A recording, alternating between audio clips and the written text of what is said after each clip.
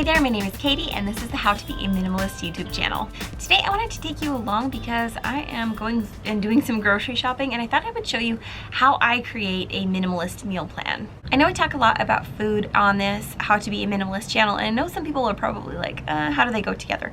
The thing is, minimalism has helped me to become a healthier person, and it's been through food and simplifying my food and just making sure that I am focused on what I really need to be focused on with foods that has helped me to get to where I want to be in some areas and closer to where I want to be in other areas.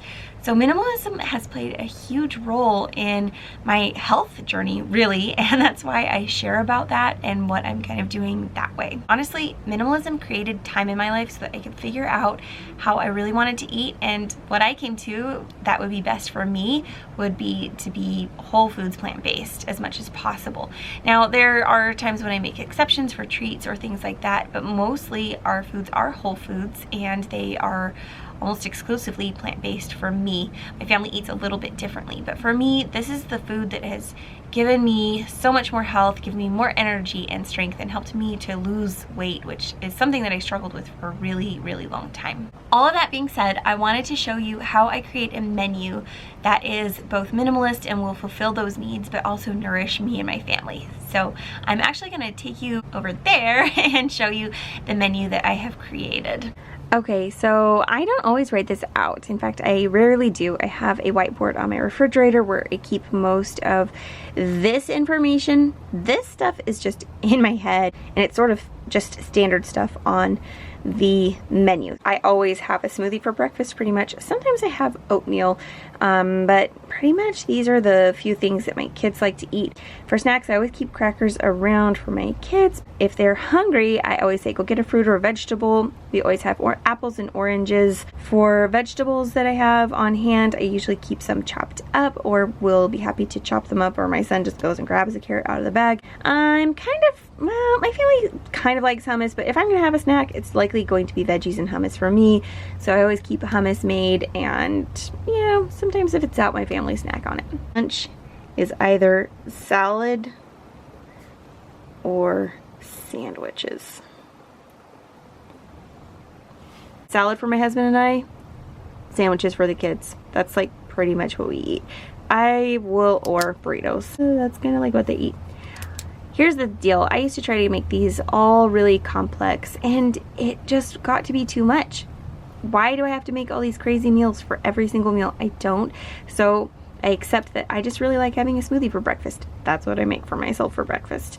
My kids, I'm not gonna go crazy. They had a sandwich today. They had a burrito yesterday. We just kind of bounce back and forth between those.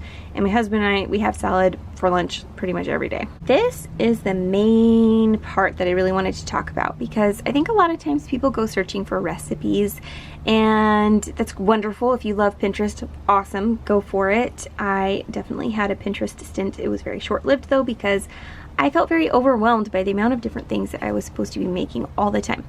What I do is I spread out the starches. Right now, because I'm working on a lot of maximum weight loss meals that you can find out more about by reading the starch solution, and I'll also link down my, I have I think a couple of recipe videos on the maximum weight loss kind of, you know, rules or whatever you want to call them. But basically, I'm eating potatoes and rice as my starches right now. So I have potatoes, I've got rice is going to be in here, potatoes, rice. This is going to be a chili and rice. There's that, and then I've got potatoes, and then I've got potato tacos. Now what I do, if I want to have, like, there are a lot of potatoes on this menu, I try to make sure that the tastes vary. So although there are going to be a lot of things that are very similar in these meals, like I'm not going to have crazy differences when I make the stir fry versus having this broccoli over here. There's going to be a lot of broccoli in that stir fry. So I try to make sure that the tastes are very different. This is a very, very, different tasting soup from stir fry. It's just all very different. So even though the starches are the same, it ends up feeling like you're not eating repetitive foods because the flavors are complex and very differing. This is where I think a lot of people make mistakes. They think that they have to have a really wide variety of bases when they really don't. What you really want is to have a different texture as well as flavor variety. So that's what you're really looking for. And in this way, I feel like I'm able to like practice minimalism in the kitchen and have things very simple, but also feed us a wide variety of foods that taste delicious, fill up our bellies, and are helping us to be healthier. So this is what I've got on the menu. This is what I've created, and I really think that if you want to simplify your menu, go with figuring out what you want as a base and keep your bases simple. Just have like a couple of things or 3 things that you rotate between throughout the week, and just make sure it's very, very simple. It makes life so much easier. So that is how I create a minimalist menu plan. If you make a menu that is very simple, you don't have to eat a bunch of things. You don't have to eat something fancy and different every single night.